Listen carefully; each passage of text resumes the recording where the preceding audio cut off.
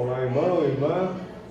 Que a graça e a paz do nosso Senhor Jesus estejam sobre todos e todas. Damos graças ao Senhor por mais um dia tão bom que Ele nos permite viver e celebrarmos juntos também. E quero te desafiar nesta manhã, mais uma vez, irmão, irmã, a colocar todo o teu coração, a concentrar o melhor da tua mente, dos teus pensamentos em Deus, na adoração ao nosso Senhor, e fazer isso em espírito e em verdade. É bom louvar a Deus, é bom render graças ao seu santo nome, é bom reconhecer a grandeza, a soberania e também a graça, a misericórdia, a bondade, o cuidado do nosso Deus. É bom colocar a vida alinhada com o plano dele através das Sagradas Escrituras e viver o propósito para o qual nós somos criados, o louvor da glória do nosso Deus. Então eu te desafio a fazer isso nessa manhã, de todo o coração, e juntos então, a uma, exaltarmos o nome santo do nosso Deus. Vamos orar? Pai querido, muito obrigado por tudo que o Senhor é e por tudo que o Senhor faz em nossas vidas. Obrigado, Pai, pelo teu amor leal, pela tua maravilhosa graça, pelas tuas incontáveis misericórdias que sempre se renovam em nosso favor, pela tua bondade, compaixão. Obrigado pelo teu cuidado, proteção, pela tua provisão em nossas vidas, o fato de que o Senhor nos sustém em todas as áreas e não deixa faltar nada do que é necessário para a vida piedosa. Obrigado, Pai, porque a tua palavra afirma e nós comprovamos a verdade. Não há um Deus semelhante ao Senhor, que trabalha em favor daqueles que te esperam. E por isso estamos aqui mais uma vez, Pai, para render graças, para prestar adoração, louvor, para agradecermos ao Senhor e engrandecermos também o teu santo nome. Obrigado, Pai, porque o Senhor realmente é fiel. Obrigado porque nós podemos viver ao teu lado e nós sabemos, Pai, da tua presença real, verdadeira e abençoadora em nossas vidas. Pedimos que o Senhor nos conduza e teu Espírito Santo nos faça te adorar de todo o coração. Pedimos que o teu Espírito também nos capacite, iluminando o nosso entendimento, abrindo os nossos corações, para que possamos receber a tua palavra, compreendendo, Pai, o sentido da mesma e também recebendo do Senhor a capacitação para colocarmos em prática a tua verdade em nossas vidas. Muito obrigado, Senhor, por tudo. Nós te louvamos em nome de Jesus. Amém. Vamos cantar em adoração ao nosso Deus? A fidelidade do nosso Senhor. Em todas as coisas, o nosso Deus é fiel.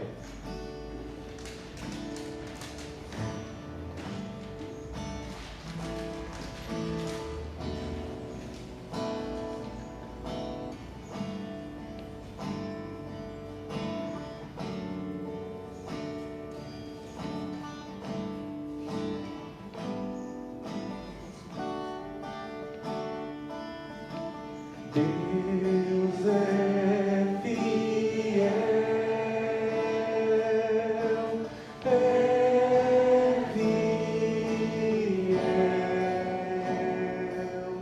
acima de todas as coisas eu sei que meu Deus é fiel.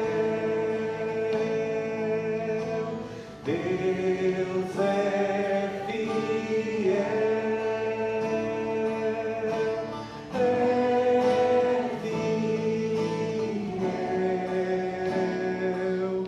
acima de todas as coisas eu sei que meu Deus é fiel.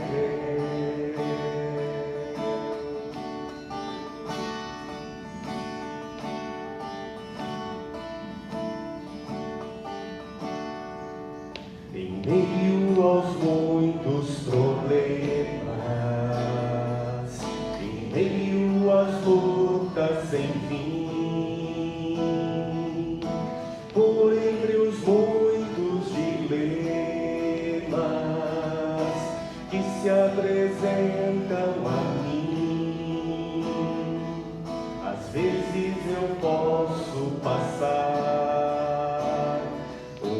noite inteira a chorar, mas sei que meu Deus logo pela manhã fará novamente o sol brilhar e encherá de alegria os meus lábios e o meu coração de louvor.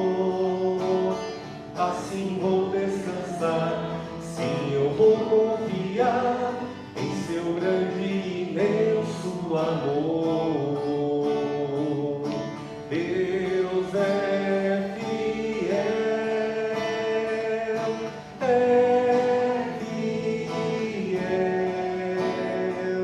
acima de todas as coisas eu sei que meu Deus é fiel.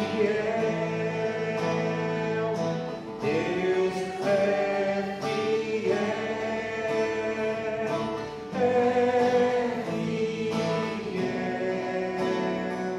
acima de todas as coisas eu sei que meu Deus é fiel. Acima de todas as coisas eu sei que meu Deus é fiel.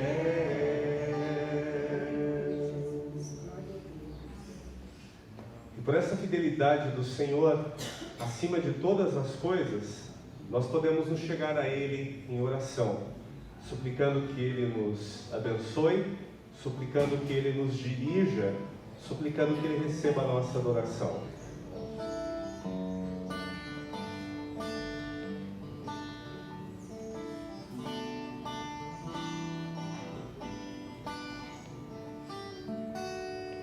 Ouve-nos, pastor divino, nós que neste bom lugar, teu rebanho congregado, desejamos te adorar. Cristo amado, vem teu povo abençoar. Cristo amado, vem teu povo abençoar. Ao perdido no pecado, seu perigo faz ver. Chama os pobres enganados, faz-os sua voz ouvir. Aos enfermos, mestre digna-te acudir. Aos enfermos, mestre digna-te acudir. Ó Jesus, escuta o rogo, nossa humilde petição. Vem encher o teu rebanho de sincera devoção. Cantaremos tua afável proteção. Cantaremos tua afável proteção. Amém. Ele realmente é bom, Ele realmente nos protege, Ele realmente é o nosso pastor supremo, aquele que cuida de nós com amor leal. Por isso nós vamos ter o nosso tempo de oração, suplicando ao Senhor as bênçãos sobre as nossas vidas, as misericórdias que nós tanto precisamos. Se você está acompanhando ao longo da semana os devocionais dos Salmos, você me ouviu dizer sobre o rei Davi, que ao mesmo tempo em que na maioria dos seus salmos, pelo menos no primeiro livro dos Salmos, do capítulo 1 ao capítulo 41 do Saltério, em muitos momentos ele começa agradecendo ao Senhor e ele finaliza afirmando sempre sua confiança em Deus. Mas entre o agradecimento inicial e a manifestação de confiança final, no meio sempre há um pedido: Senhor, tem misericórdia, me ajuda, me socorre. Porque de verdade, irmão, irmã, todo novo dia nós precisamos do Senhor. As novas lutas que surgem, as novas demandas, nossas necessidades, elas não podem ser supridas por nós mesmos. Por isso temos que buscar no nosso Senhor, no nosso Salvador Jesus Cristo, o suprimento diário para viver. Gosto muito de uma frase do grande pregador do passado, Dwight Moody, que afirmou: eu sou como uma vasilha grande, mas que tem um pequeno furo embaixo. Para eu estar cheio, sempre preciso estar debaixo da fonte de água. E assim somos nós. Afastados do Senhor, esvaziamos rapidamente.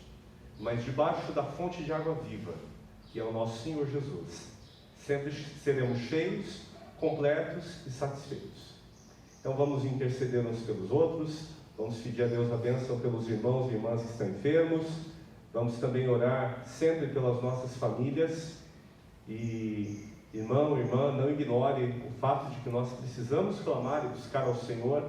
Ontem estivemos em São Vicente, no casamento do Erickson Maurício, filho do pastor Maurício de Souza. Ele casou-se com a Bruna, depois de um relacionamento de anos envolvendo namoro, noivado.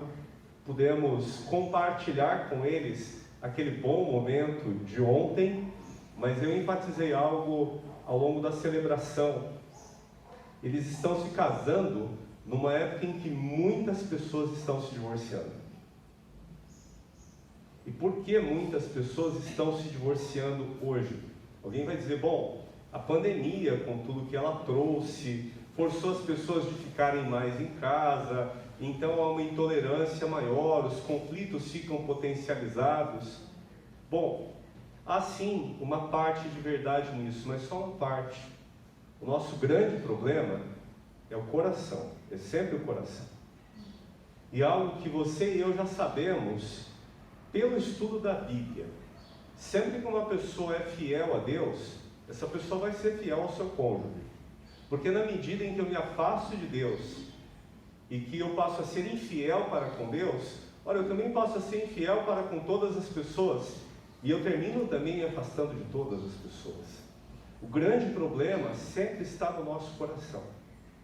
E por isso, irmão, irmã, você tem me ouvido falar nessa quarentena toda, desde o dia 19 de março, nós precisamos pedir a bênção de Deus pela nossa família, mas não é só dizer: Senhor, abençoa, dá harmonia, nos protege, nos guarda. Nós precisamos ter compromisso com o discipulado, sermos não apenas ouvintes, mas praticantes da palavra. Foi isso que Jesus disse: todo aquele que ouve as minhas palavras e as pratica é como quem constrói uma casa sobre a rocha. E muitas vezes nós ouvimos a palavra, nós escutamos pregações, nós até lemos a Bíblia, mas não colocamos em prática nas nossas vidas. Não colocamos em prática nos nossos relacionamentos. Não colocamos em prática na nossa casa, na nossa família. Então, irmão, irmã, tenhamos compromisso de praticar a verdade de Deus no nosso lar. Então vamos buscar o Senhor. Vamos clamar: Pai, nos abençoe, nos socorre, tem misericórdia de nós. Amém? Para fazer essa primeira oração, a irmã Érica pode chegar aqui e orar por nós, irmã?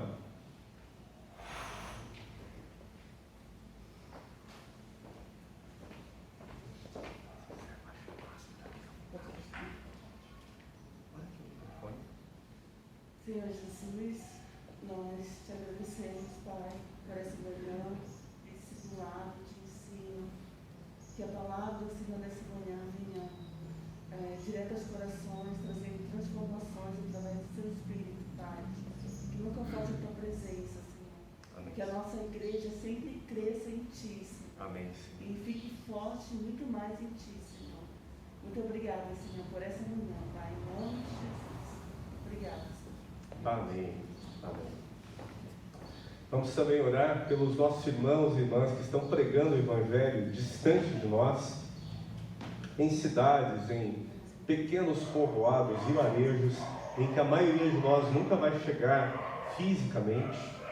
E vamos pedir ao Senhor, não apenas que abençoe os nossos irmãos lá, mas que também faça-nos cada vez mais fiéis, generosos, comprometidos com o reino de Deus, para investirmos na pregação do Evangelho no mundo inteiro. Orar por missões não é só dizer: Deus, abençoe os meus irmãos que foram, abençoe suas famílias. É também dizer: Deus, usa a minha vida para batalhar por eles, para interceder e também para contribuir, para colaborar com o sustento. Ontem nós tivemos o bazar missionário, como foi estabelecido, que até o final do ano, no início de dezembro, teremos todos os sábados. Mais uma vez, os irmãos e as irmãs que aqui compareceram trabalharam bastante, com alegria, com amor, mas um valor robusto, um valor substancial foi arrecadado, e tudo isso vai para missões. E sempre enfatizamos: a IBJ não contribui com missões apenas por estas ações pontuais, mas nós fazemos questão de consagrar o nosso melhor como igreja local para a expansão do Evangelho além das nossas fronteiras. E vamos orar também pelas igrejas através do mundo que pregam o Evangelho com fidelidade, que têm compromisso com o Senhor, que amam a palavra do Senhor e também amam pessoas com o amor leal do nosso Deus. A igreja evangélica, a igreja cristã, vive um momento interessante, porque há muitas pessoas que estão fisicamente afastadas da igreja local, por causa da situação que vivemos, da pandemia, mas há muitas pessoas também se achegando. Há muitas pessoas que se desconectaram com a igreja, mas há muitas pessoas que estão se conectando com a igreja, e a conexão nesse caso é até virtual. Há muitas pessoas que não estão ouvindo nada da Bíblia, que não estão aprendendo nada com o que está acontecendo.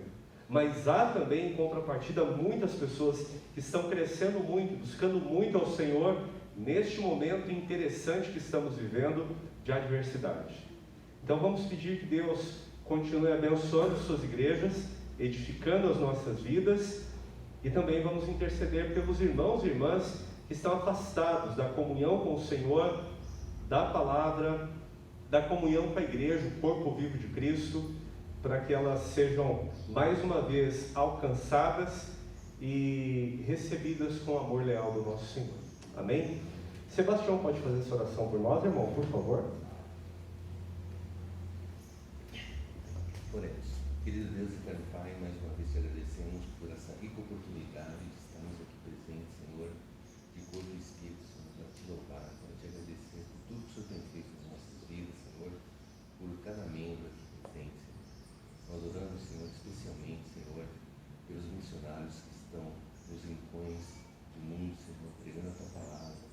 Creio que com tanto sacrifício, com tanto amor a ti, Senhor, pela tua obra, Senhor, e que nós, através da gratidão, estejamos sempre de joelhos clamando, Senhor, por eles, para que a palavra alcance corações, Senhor, alcance vidas, Senhor, e que nós possamos também, Senhor, nos dispor financeiramente para ajudá-los, Senhor, e que nós possamos ter em mente, Senhor, a grande comissão que é de pregar a palavra a toda criatura, Senhor. Obrigado, Senhor, por toda a oportunidade que o Senhor nos dá, Senhor, através dos missionários, Senhor. Clamamos também, Senhor, por todos aqueles irmãos, Senhor, que estão afastados de Ti por algum motivo que desconhecemos, Senhor. Mas um dia eu também estive longe de Ti, Senhor, e o Senhor me alcançou, Senhor. Muito obrigado, Senhor, por tudo que o Senhor tem feito, Senhor, nas nossas vidas, Senhor. Traga-nos por essas vidas, Senhor. Traga-nos de volta, Senhor. E que nós, Senhor, tenhamos um coração sempre grato a Ti. Amém. E reconhecendo que somos pecadores, Senhor, e precisamos da Tua graça, Senhor. Que o Senhor atinja, modifique, Senhor, os nossos corações, Senhor. Que nós, Senhor, possamos a cada dia amá-los mais, Senhor, para que nós não pequemos contra Ti, Senhor. Sim, sim. Mais uma vez, Senhor, obrigado por tudo que o Senhor tem feito nas nossas vidas, Senhor. Humildemente agradeço, Senhor. E eu oro em nome de Jesus, Senhor. Amém. Amém. Amém. Muito bem, vamos meditar na palavra do Senhor. Te convido a abrir em Josué capítulo 22. Josué capítulo 22. algo inédito também que aconteceu por causa da pandemia. Eu nunca preguei tanto no Antigo Testamento quanto nestes últimos meses. E não porque o Antigo Testamento não seja importante, ele é muito importante, mas claro, eu sempre me concentrei mais no Novo Testamento. E com a pandemia surgiu a oportunidade de sermos desafiados de uma maneira especial pela mensagem que o Antigo Testamento comunica a respeito de Deus, do seu caráter, da sua bondade. Hoje vamos falar sobre a vida entre o ritualismo e a fidelidade. O capítulo 22 é um pouquinho longo, mas nós vamos fazer a leitura dele completo. Josué convocou as tribos de Ruben, de Gade e a metade da tribo de Manassés. E lhes disse: vocês fizeram tudo que Moisés, servo do Senhor, ordenou. Durante muito tempo e até hoje vocês não abandonaram os seus irmãos, mas cumpriram a missão que o Senhor, o seu Deus, lhes entregou. Agora que o Senhor, o seu Deus, já concedeu descanso aos seus irmãos israelitas, como tinha prometido, voltem para casa, para a terra que Moisés, servo do Senhor, lhes deu no outro lado do Jordão. Mas guardem fielmente o mandamento e a lei que Moisés, servo do Senhor, lhes deu, que amem o Senhor, o seu Deus, andem em todos os seus caminhos, obedeçam aos seus mandamentos e apeguem-se a Ele e os sirvam de todo o coração e de toda a alma. Então Josué os abençoou e os despediu, e eles foram para casa. A metade da tribo de Manassés, Moisés dera terras em Bazã, e a outra metade da tribo, Josué dera terras do lado oeste do Jordão, junto com os outros israelitas. Ao mandá-los para casa, Josué os abençoou, dizendo: voltem para casa com as riquezas que juntaram, grandes rebanhos, prata, ouro, bronze, ferro e muitas roupas. Dividam com seus irmãos os despojos de seus inimigos. Assim as tribos de Ruben, de Gade e a metade da tribo de Manassés deixaram os outros israelitas em Siló, na terra de Canaã, para voltarem para Gileade, sua própria terra, da qual se apossaram de acordo com a ordem do Senhor, dada por meio de Moisés. Quando chegaram a Gelilote, perto do Jordão, em Canaã, as tribos de Ruben, de Gade e a metade da tribo de Manassés construíram um imponente altar ali, junto ao Jordão. Quando os outros israelitas souberam que eles tinham construído o altar na fronteira de Canaã, em Gelilote, perto do Jordão, do lado israelita, toda a comunidade de Israel reuniu-se em Siló para guerrear contra eles. Então os israelitas enviaram Finéias, filho do sacerdote Eleazar, à terra de Gileade, as tribos de Ruben e Gade e a metade da tribo de Manassés. Com ele enviaram 10 líderes, um de cada tribo de Israel, sendo cada um deles chefe de suas respectivas famílias entre os clãs israelitas. Quando chegaram a Gileade, as tribos de Ruben, de Gade e a metade da tribo de Manassés disseram-lhes: assim diz o Senhor, assim diz toda a comunidade do Senhor, como foi que vocês cometeram essa infidelidade para com o Deus de Israel? Como foi que se afastaram do Senhor, construindo o altar para vocês, rebelando-se contra Ele? Já não nos bastou o pecado de Peor? Até hoje não nos purificamos daquele pecado, muito embora uma praga tenha caído sobre a comunidade do Senhor, e agora vocês estão abandonando o Senhor. Se vocês hoje se rebelarem contra o Senhor, amanhã sua ira cairá sobre toda a comunidade de Israel. Se a terra que vocês receberam como propriedade está contaminada, passem então para a terra que pertence ao Senhor, onde está o tabernáculo do Senhor, e se apossem de um território entre nós. Mas não se rebelem contra o Senhor, nem contra nós, construindo para vocês um altar que não seja o altar do Senhor, o nosso Deus. Quando Acã, filho de Zerá, foi infiel em relação às coisas consagradas, não caiu a ira sobre toda a comunidade de Israel? E ele não foi o único que morreu por causa do seu pecado. Então as tribos de Ruben, de Gade e a metade da tribo de Manassés responderam aos chefes dos clãs de Israel: o poderoso Deus, o Senhor, o poderoso Deus, o Senhor, Ele sabe, e que Israel saiba, se agimos com rebelião ou infidelidade para com o Senhor, não nos poupem hoje. Se construímos nosso próprio altar para nos afastarmos do Senhor e para oferecermos holocaustos e ofertas de cereal ou sacrifícios de comunhão sobre ele, que o próprio Senhor nos peça contas disso. Ao contrário, fizemos isso temendo que no futuro seus descendentes digam aos nossos: que relação vocês têm com o Senhor, com o Deus de Israel? Homens de Ruben e de Gade, o Senhor fez do Jordão uma fronteira entre nós e vocês. Vocês não têm parte com o Senhor. Assim os seus descendentes poderiam levar os nossos a deixarem de temer o Senhor. É por isso que resolvemos construir um altar, não para holocaustos ou sacrifícios, mas para que esse altar sirva de testemunho entre nós e vocês e as gerações futuras, de que cultuaremos o Senhor em seu santuário com nossos holocaustos, sacrifícios e ofertas de comunhão. Então no futuro seus descendentes não poderão dizer aos nossos: vocês não têm parte com o Senhor. E dissemos: se algum dia disserem isso a nós ou aos nossos descendentes, responderemos: vejam a réplica do altar do Senhor que os nossos antepassados construíram, não para holocaustos ou sacrifícios, mas como testemunho entre nós e vocês.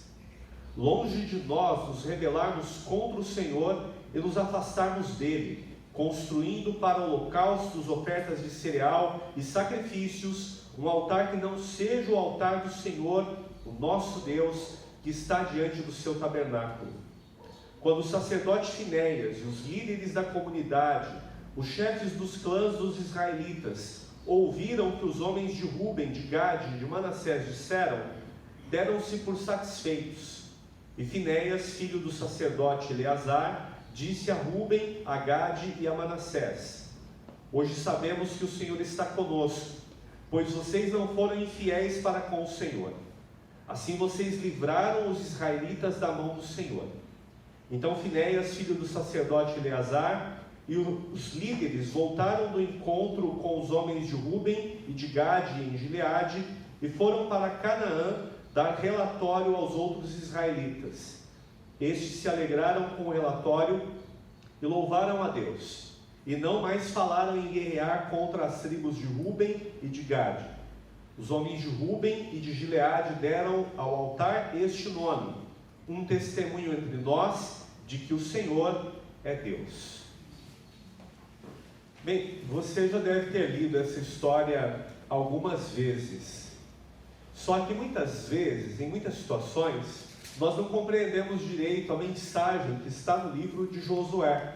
É um livro histórico, mas este livro histórico está tratando do início ao fim sobre a fidelidade de Deus em relação à sua palavra, em cumprir a aliança que fez com Abraão, Isaque e Israel, em cumprir todas as boas palavras que Deus disse ao povo de Israel através de Moisés, o seu servo.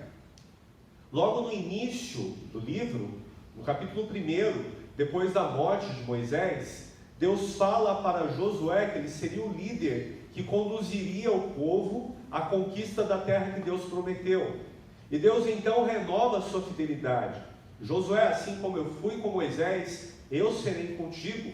Em todo lugar que você pisar o pé, eu vou te abençoar e você vai conquistar. Seja forte, corajoso, não se aparte, não desvie o teu coração, a tua mente das palavras do livro desta lei. Ao contrário, medite, pense a respeito, reflita neste livro todos os dias, em todos os momentos da tua vida, para você ser bem sucedido em tudo que vai fazer. Seja forte e corajoso. Foi a mensagem que Deus deu para Josué. Deus, no capítulo 3, confirma a liderança de Josué, fazendo com que o povo passe pelo Rio Jordão como em terra seca. Deus abriu o Rio Jordão na época da cheia, na época em que as águas eram mais volumosas, repetindo, portanto, o que aconteceu no ministério de Moisés, quando o povo saído do Egito passou pelo Mar Vermelho, que Deus abriu, e eles andaram em terra seca. E Deus fez isso novamente, a fim de confirmar diante de todo o povo que ele estava com Josué, que ele abençoaria a liderança daquele homem. A partir do capítulo 4, nós temos a conquista da terra, as lutas todas que foram feitas. E a seguir nós temos a divisão das terras. E se você já leu todo o livro de Josué, é aquela parte mais complicada de ler. E a tribo tal foi dado tal lugar e tais cidades, você pensa, nossa, isso não acaba mais. Eu fiz o compromisso de ler toda a Bíblia, realmente eu preciso ler isso, e nós não entendemos direito porque todos aqueles lugares, todas aquelas cidades, todas aquelas expressões geográficas são necessárias. Bem, através de todo aquele contexto da divisão das terras, Deus está mostrando sua fidelidade, porque Ele prometeu que daria para os israelitas, para os descendentes de Abraão, Isaque e Jacó, todo aquele lugar. E de verdade, o povo nunca conquistou toda a terra que Deus prometeu a eles, porque depois dos dias de Josué, havendo ainda muito a ser conquistado, o coração do povo se desviou da palavra de Deus. Mas nos escritos do livro de Josué, nós temos a fidelidade do Senhor demonstrada em cumprir cada uma das suas promessas. E o final do capítulo 21 traz exatamente essas palavras, a partir do versículo 43. Assim o Senhor Deus deu aos israelitas toda a terra que tinha prometido sob juramento aos seus antepassados, e eles tomaram posse dela e se estabeleceram ali. O Senhor lhe concedeu descanso de todos os lados, como tinha jurado aos seus antepassados. Nenhum dos inimigos pôde resistir-lhes, pois o Senhor entregou todos eles em suas mãos. De todas as boas promessas do Senhor à nação de Israel, nenhuma delas falhou, todas se cumpriram. Então, este livro tem a finalidade de relatar uma história que comprova, que demonstra a fidelidade de Deus. E hoje pela manhã nós já cantamos, Deus é fiel. Acima de todas as coisas, Deus é fiel no seu caráter. Deus cumpre a sua palavra. Deus efetivamente realiza as suas promessas. Ele é fiel a si mesmo. Ele é fiel àqueles com os quais Ele faz uma aliança. Ele sempre vai ser fiel. Então, do capítulo 22 em diante, nós temos o desafio ao povo de Israel de também responder com fidelidade a este Deus que é sempre fiel. Os capítulos 22, 23 e 24 de Josué são um convite à reflexão e também um desafio ao povo para fazer uma decisão sobre responderem com fidelidade, sobre serem fiéis a um Deus que sempre permanece fiel para com seu povo na sua aliança. Só que a narrativa traz uma crise. Josué está despedindo uma parte do povo. Que parte do povo? Aqui a gente vai precisar dar uma olhadinha no mapa para entender um pouco melhor. O mapa mundi você já deve tê-lo visto nas aulas de geografia, e eu não vou dar aula de geografia. Você sabe onde está o nosso Brasil, aqui do lado direito meu, e nós estamos falando de uma distância geográfica enorme. Nós estamos falando do Oriente Médio e de uma porção de terra que é menor do que o nosso estado do Sergipe.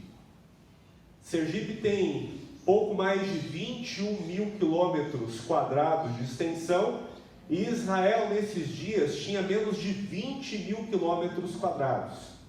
Mas é dessa parte do mundo que nós estamos falando. E aqui nós temos um pouco ampliado o mapa de Israel da conquista nos tempos de Josué. Então nós temos as 12 tribos aqui distribuídas.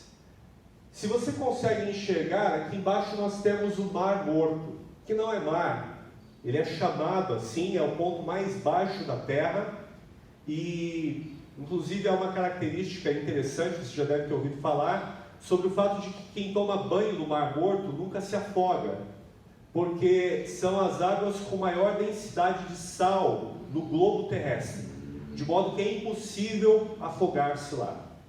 Se um dia eu puder levar a Ana até lá, ela então vai perder o medo de nadar, porque ela pode ir à parte mais funda sem se preocupar com o afogamento. É só não ficar boiando com o rosto voltado para as águas. Tomando cuidado com isso, não se afoga.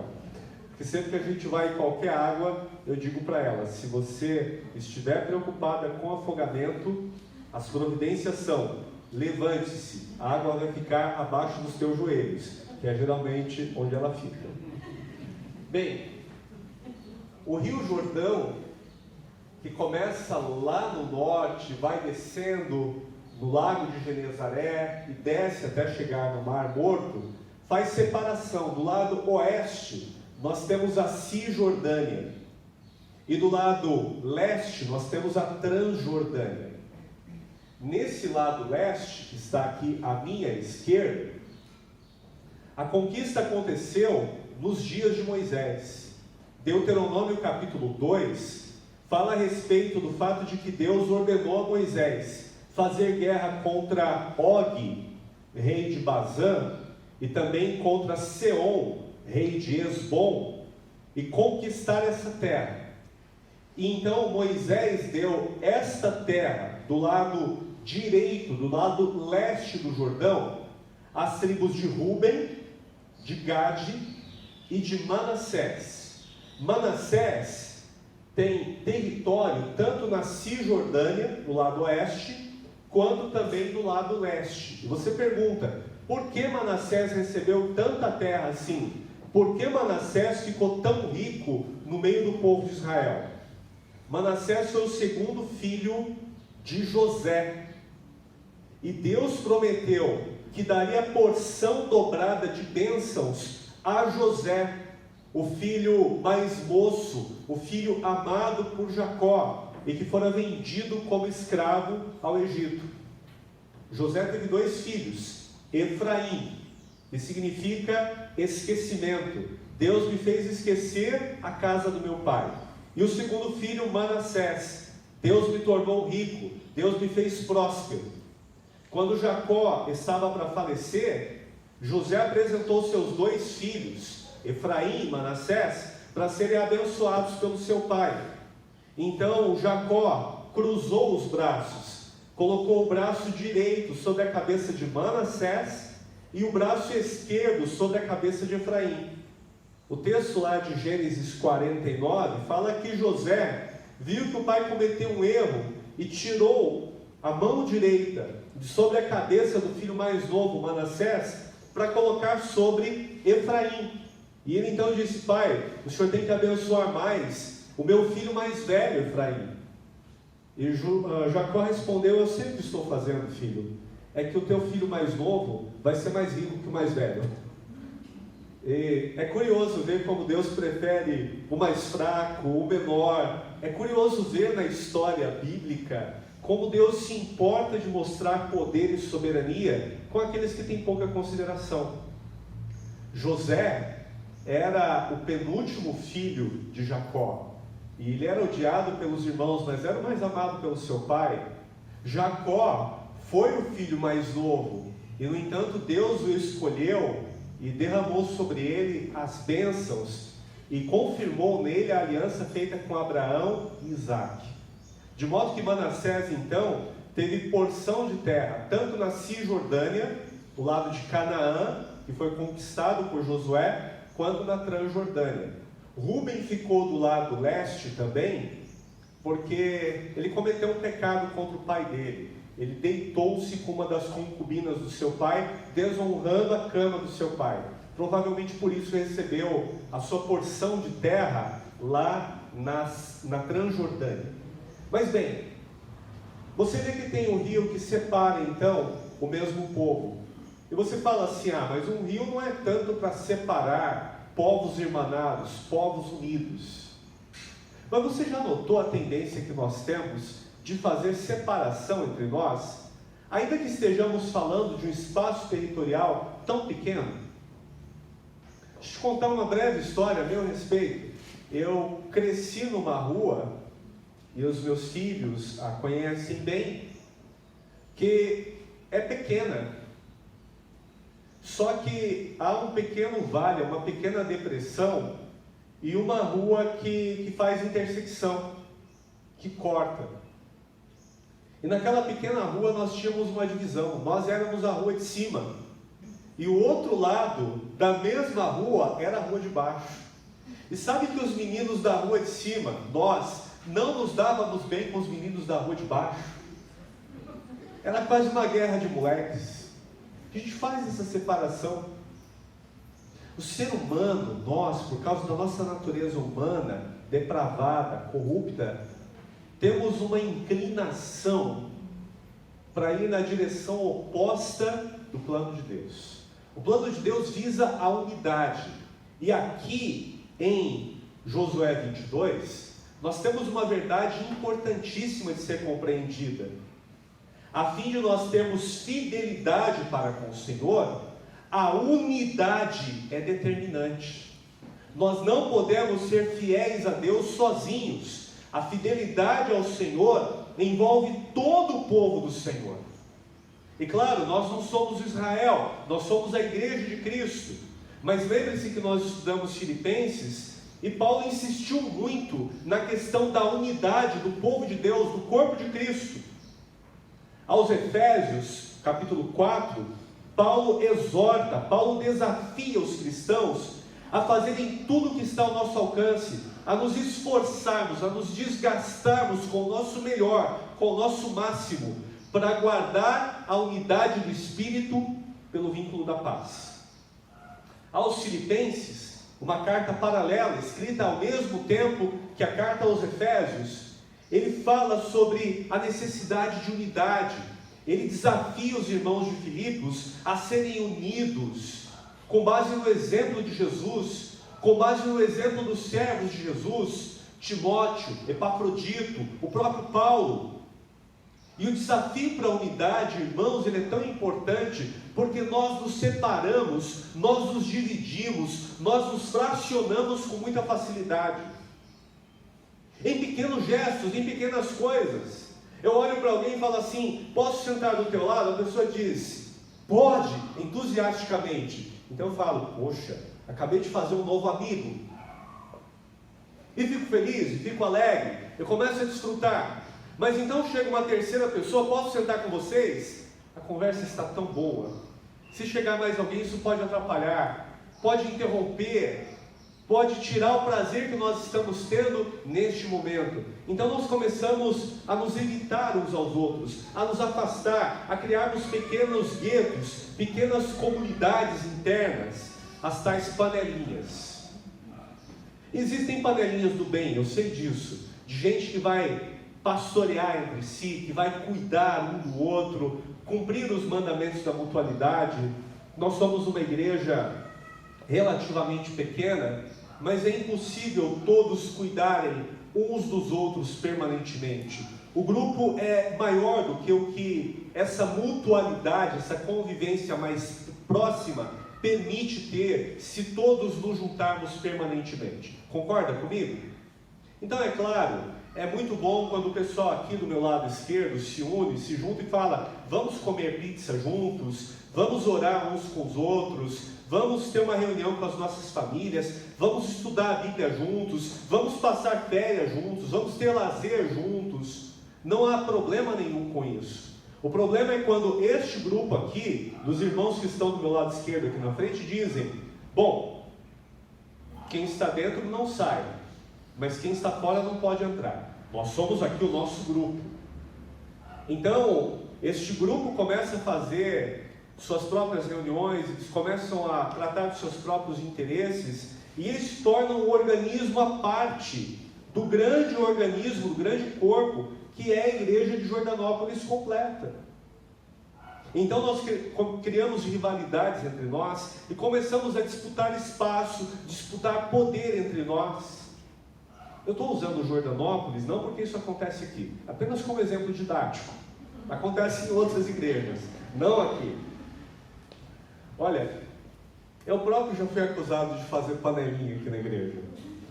Ele tem os amigos dele, enfim, para fazer parte do círculo de amizades dele é impossível. Ora, você já tentou alguma vez?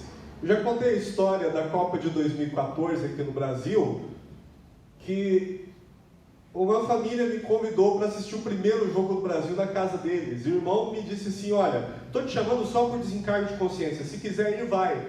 E eu respondi: vou. Eu já sabia que você não ia. O quê? Você disse sim? Falei: não, você está falando sério? Falei: claro. E depois o irmão me perguntou: por que você foi na minha casa? Falei: porque você foi o único que me convidou.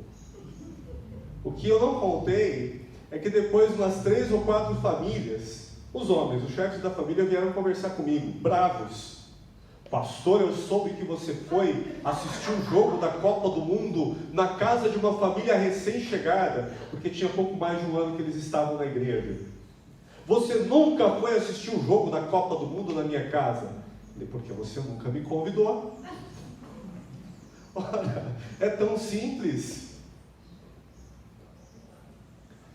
Marcos Galina e eu já viajamos tanto junto, não, Marcos? Mas como foi os planejamentos para as viagens? Você se lembra? Quase assim: e aí, vamos, está com tempo, vamos lá. Ei, tem uma promoção aqui, vamos comprar? Vamos. E fomos.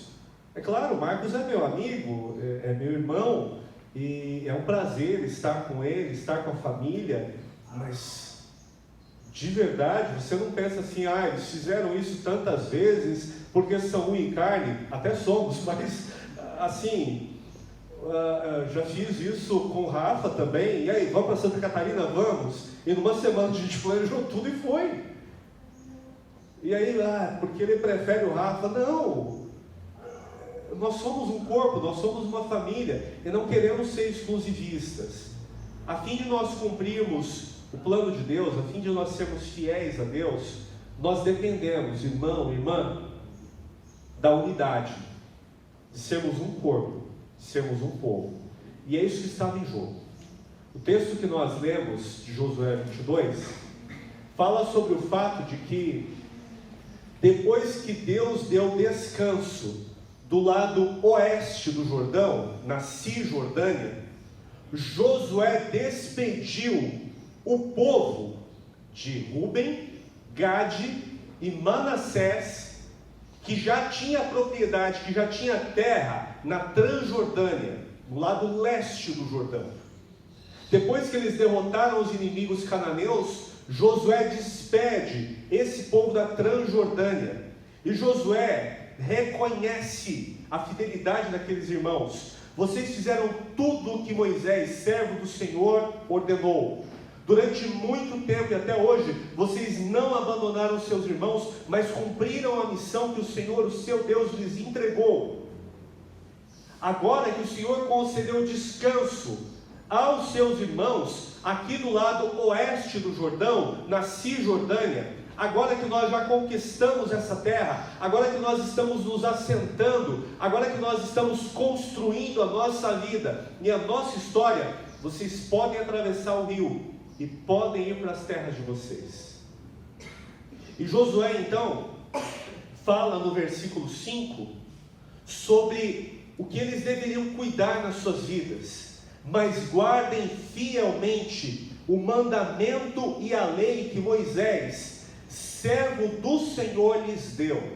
Aqui nós temos os verbos da vida piedosa: guardem fielmente o mandamento, amem o Senhor, o seu Deus, andem em todos os seus caminhos, obedeçam aos seus mandamentos, apeguem-se a Ele e o sirvam de todo o coração e de toda a alma. Nota que todos estes verbos envolvem ação, e uma ação que depende de decisão, de escolha. Nenhum deles está ligado necessariamente a ritual. Nenhum deles está dizendo necessariamente uma ação que denote algum aspecto do culto público que era feito pelo povo e que inclusive estava prescrito na lei que Deus deu através de Moisés. Estes verbos com imperativos, com mandamentos sobre como a vida deveria ser vivida para a glória do Senhor, diz respeito às grandes decisões que nós fazemos do nosso coração. Guardar o mandamento envolve uma decisão de coração, aplicar a mente, aplicar a potência da alma nas coisas que Deus disse. Amar ao Senhor é o primeiro, grande, o maior dos mandamentos. E diz respeito a uma decisão nossa, e amar nesse caso não é apenas ter afeição, simpatia, mas a decisão de doar-se, de entregar-se por completo. E alguém vai dizer, por que eu vou me entregar por completo a Deus? Ora, porque Ele é o autor da vida, Ele é o sustentador da vida, Ele é a própria vida, e quando eu me coloco no altar dEle, quando eu me dou por completo a Ele, quando eu me consagro totalmente a Ele, Ele me abençoa muito mais, Ele me faz viver muito mais, Ele me doa muito mais da sua própria vida. Andar nos caminhos do Senhor, isso diz respeito à maneira de viver. Façam a vontade de Deus através de todos os seus atos de vida, em todos os momentos, em tudo que vocês são, em todos os relacionamentos, em todos os negócios que vocês têm. Obedeçam aos mandamentos de Deus. E a obediência é determinante para agradar ao Senhor. Obediência não depende dos nossos sentimentos, correto? Raquel é filha e mãe. E provavelmente como filha nem sempre teve vontade de obedecer aos pais, correto? Bom, não só você, irmã, todos nós. E sabe, houve momentos em que eu também, como filho, Raquel, não tive satisfação e prazer de obedecer aos meus pais. Mas eu sei que eu fiz o certo, e eu sei que eu os agradei, e honrei ao Senhor acima de tudo, quando os obedeci. Alguém vai dizer, não obedeceu de todo o coração, porque você tem que ter vontade de obedecer, você tem que sentir prazer de obedecer. Isso é uma falsa concepção da obediência, e o que significa de todo o coração. Se você obedece com alegria e com prazer, nossa, você tem um plus, você tem um a mais na obediência. Se você obedece apenas porque sabe que é o certo de fazer, que Deus vai se agradar, que foi Deus que mandou e que é importante obedecer, você está fazendo de todo o coração, se a decisão está correta. Consegue entender isso? Eu não tive vontade de obedecer, mas obedeci. Deus está se alegrando da tua vida. Você está fazendo o que devia ter sido feito. Você está honrando ao Senhor. Se você está fazendo a decisão consciente, você está inclusive cumprindo o que Paulo diz nas suas cartas, de mortificar a tua vontade, de mortificar o teu eu, de fazer morrer os teus desejos, de abrir mão da tua vontade pessoal, a fim de fazer a vontade de Deus. Também deviam se apegar a Deus, e nós também devemos. Apegar-se é estar junto permanentemente. Deus sempre está conosco, amém? Mas nem sempre nós estamos com Deus, correto? Já aconteceu tantas vezes aqui no IBJ, no meu ministério como pastor, de irmãos chegarem em mim e dizerem mais ou menos assim: ei pastor, você sumiu, hein? Falei, como assim eu sumi? Nunca mais foi na minha casa. Falei, mas quem sumiu foi você, porque eu estou aqui toda semana praticamente. Se você vier, não nos tempos de pandemia, mas na minha rotina pastoral, 3 ou 4 vezes por semana, durante a semana eu também estou por aqui. Você está dizendo que eu sumi, mas quem sumiu foi você. Entende? Há momentos da nossa vida que nós olhamos para nós mesmos e em redor dizemos: nossa, parece que Deus foi embora. Ora, Deus é onipresente, Ele continua do teu lado, hoje e sempre. Mas é que nós nos afastamos de Deus. E quando nos afastamos de Deus? Quando de uma maneira voluntária ou involuntária pensamos assim: não estou tão preocupado com Deus agora. Então a ordem é: apegue-se a Deus. desenvolvam o hábito de viver com Deus. E finalmente, sirvam de todo o coração, de toda a alma. Servir, nesse caso, é trabalhar para, é viver para, é agir para. Nós temos então aqui os mandamentos da vida piedosa. Josué abençoou aquele povo e os despediu. E o que aconteceu quando eles estavam voltando para casa? Está vendo o mapa aqui? Mais ou menos nessa região, entre a tribo de Manassés, Benjamim e os termos de Efraim, entre as cidades de Gilgal e Jericó, já chegando nas margens do rio Jordão, os homens da meia tribo de Manassés, que iria para o lado leste, os homens de Gade e os homens de Ruben, decidem fazer um altar. E fizeram um altar grande, um altar imponente. Que altar foi esse? Uma réplica do altar que havia em Siló, a cidade de onde eles saíram da reunião com Josué. E em Siló estava montado o tabernáculo, a tenda do encontro da congregação, o lugar específico do culto a Deus. Antes de entrar no tabernáculo, havia feito de madeira e de panos especiais, finos, caríssimos na época, um pátio. E nesse pátio havia o altar de holocausto, de sacrifício para Deus. Os homens da meia tribo de Manassés, da tribo de Gade e da tribo de Ruben, fizeram uma réplica enorme desse altar. Pergunta: a réplica do altar devia ou não ser feita? Era certo ou errado fazer uma réplica do altar? O que você acha? Eles fizeram bem ou fizeram mal? Eles estavam autorizados a fazer uma cópia do altar, bem maior que a original, imponente, provavelmente numa planície, ou melhor, num planalto, em que eles poderiam do outro lado do rio enxergar. Está vendo lá o altar que nós fizemos? A réplica dele? Bonito, não? Que visão majestosa. Eles estavam autorizados a fazer isso, sim ou não? Deus se agradaria disso, sim ou não? Haveria razão dos irmãos do lado oeste, da Cisjordânia, ficarem bravos com eles, sim ou não? Porque pelo texto bíblico que nós acabamos de ler, de Josué 22, as 10 tribos do lado oeste do Jordão, quando viram o altar construído, se revoltaram a ponto de convocar os homens de guerra, atravessarem o Jordão para matar os homens que fizeram aquilo. Irmão, irmã, você sabe qual a diferença entre ritualismo e fidelidade? Você consegue perceber, depois de tudo que eu falei aqui? Eu não vou concluir a pregação hoje. Não vai dar.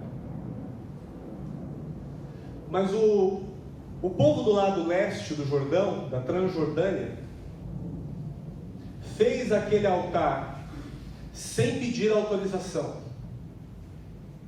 sem consultar os líderes, no caso Josué e os demais anciãos. Eles fizeram aquele altar espontaneamente e foram severamente censurados por aquilo. E quando o povo de Israel, do lado oeste, verificou a construção, depois do ímpeto inicial de fazer guerra contra os irmãos da Transjordânia, tiveram um momento de iluminação, de sabedoria. Vamos chamar Finéias, o filho do sumo sacerdote Eleazar.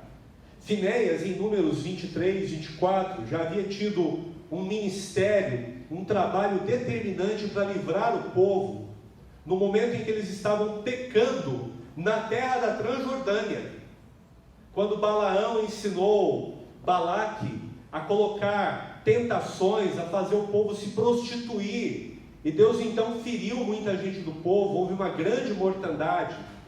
E Finéias, que foi o líder dos delegados que foram lá conversar com as 2,5 tribos da Transjordânia, lembrou-os destes fatos.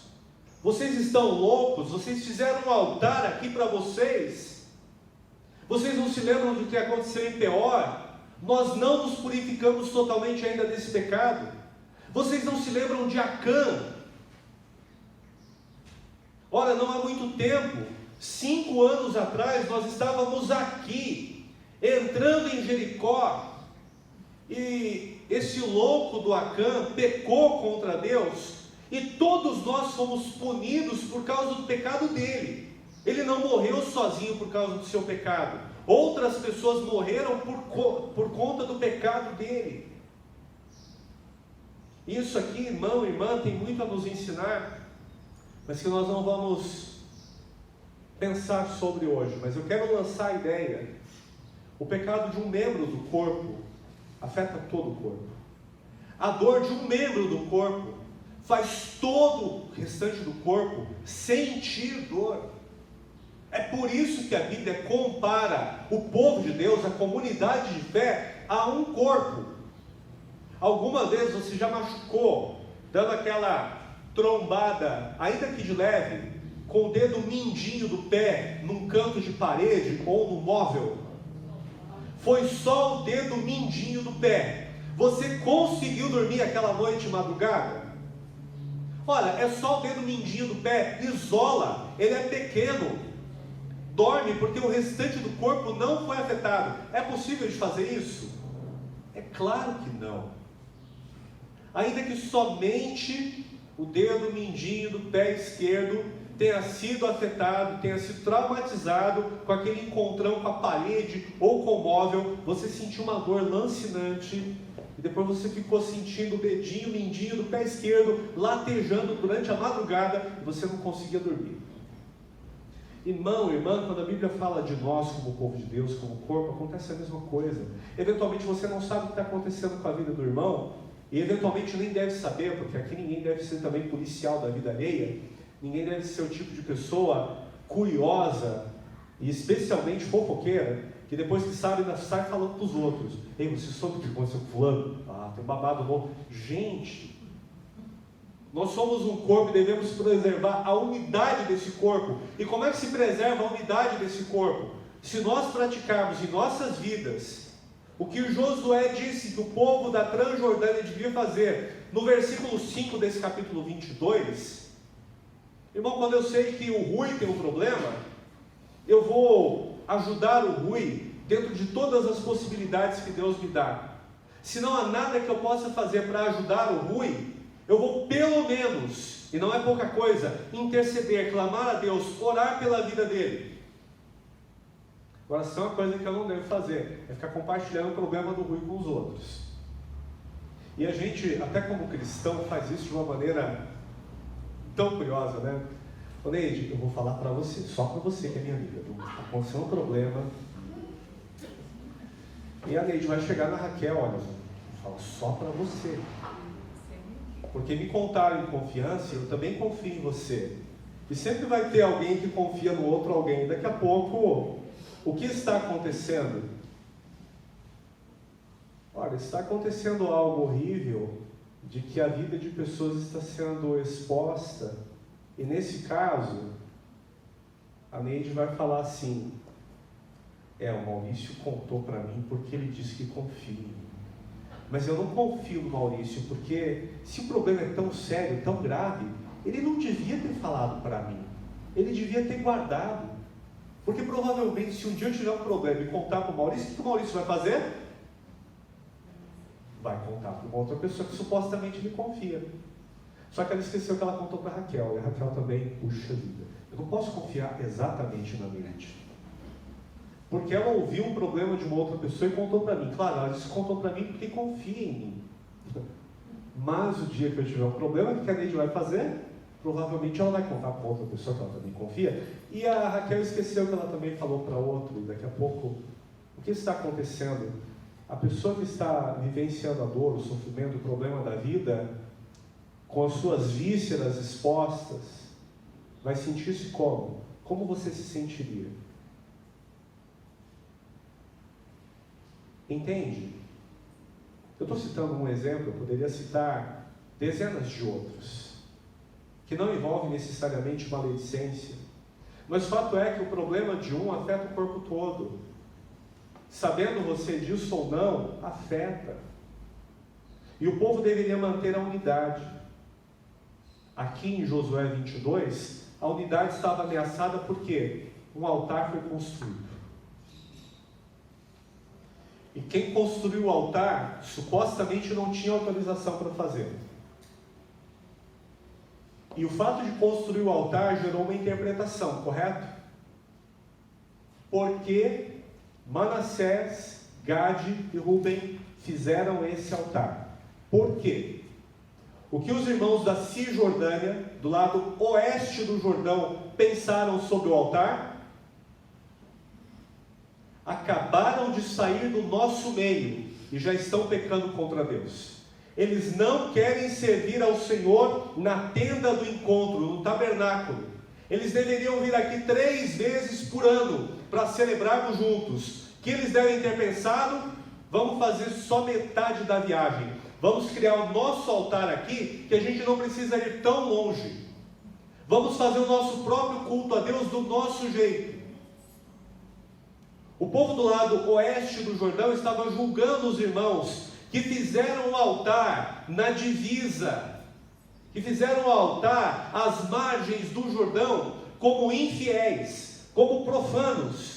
Esse altar jamais deveria ter sido construído, porque ele desonra a Deus, ele está trazendo maldição para o nosso povo, ele vai fazer com que nós soframos todos. Deus vai ficar zangado e vai nos punir. Muita gente entre nós vai morrer. Então vamos cortar o mal pela raiz. Não foi esse o pensamento? O texto é muito claro de dizer que sim. Pergunta: irmão, irmã, Deus precisa de um altar feito por mãos humanas? Precisa? Não. Pergunta: Deus está exigindo sacrifícios. Olha, vem aqui, mata um touro. Se você não tem um touro para matar, mate um bode, um cabrito, um cordeiro, uma ovelha. Você é muito pobre, mate uma pomba ou duas rolinhas. Eu quero sangue. É isso que Deus quer do seu povo? Não, você já ouviu várias vezes aqui. A questão não era o sacrifício, a questão era a devoção, a questão era a entrega da vida, a questão era a alma apegada a Deus. Gente disposta de viver para o Senhor, gente que obedecia a palavra do Senhor, gente que priorizava o relacionamento com Deus. Era isso que Deus queria.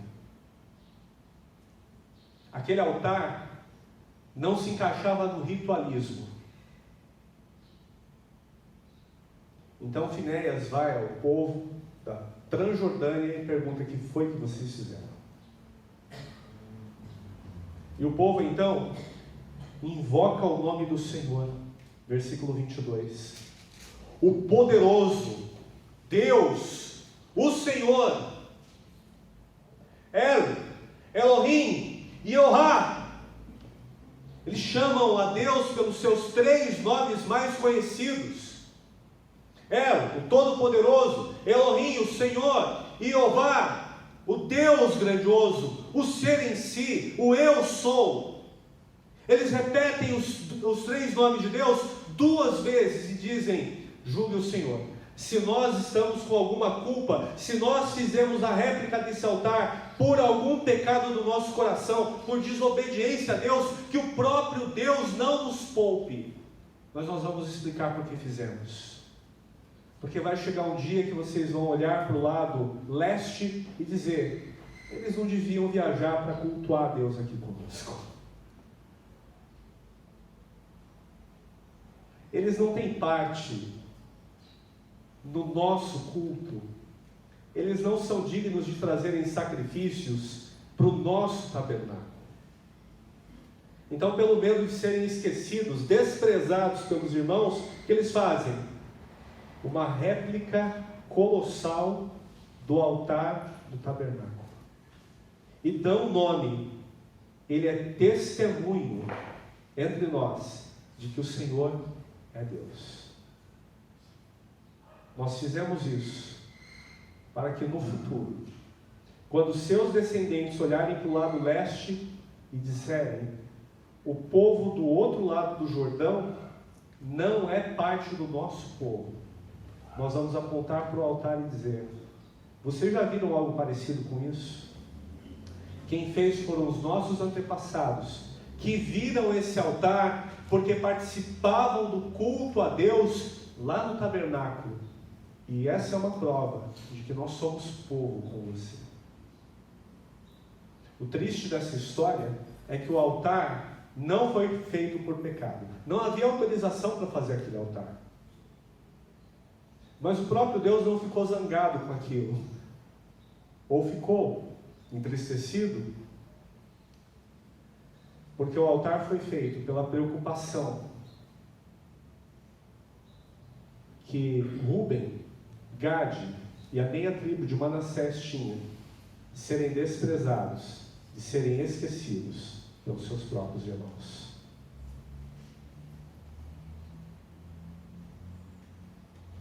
O altar foi feito, portanto, por um desejo de fidelidade ao Senhor, não por rebelião, não por rebeldia.